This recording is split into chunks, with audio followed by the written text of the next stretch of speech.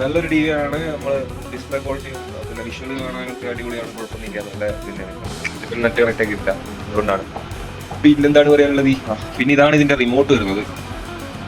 നിങ്ങൾക്ക് പിന്നെ ഇത് മേടിച്ച് കഴിഞ്ഞാൽ ഇതിന് റേറ്റ് വരുന്നത് എന്ന് വെച്ച് കഴിഞ്ഞാൽ ഒരു 12,000 രൂപയ്ക്ക് നിങ്ങൾക്ക് കിട്ടും ഓഫർ പ്രൈസിൽ. എല്ലാ സ്ഥലത്തും ഇതേ റേറ്റിനാണെന്ന് അറിയില്ല, 13,000 14,000. എന്തായാലും ആ ഒരു റേറ്റിന് ഈ ഒരു ടി വി നല്ല വർക്ക് തന്നെയാണ്.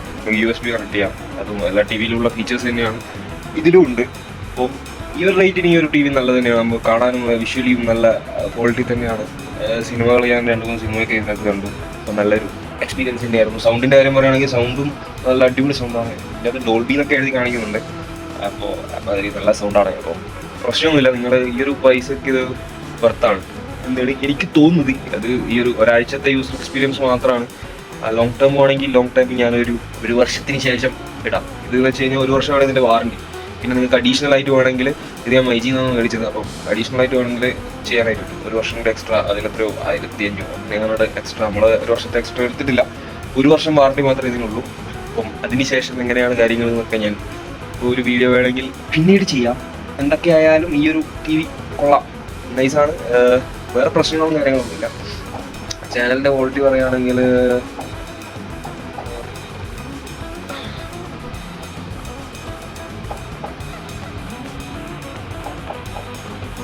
ചാനൽ ക്വാളിറ്റിയും അത്യാവശ്യം കൊള്ളാം,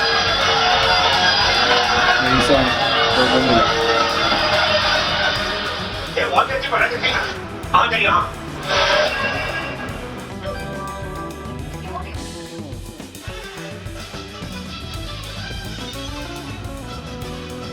വലിയ കുഴപ്പമൊന്നുമില്ല, നൈസാണ്.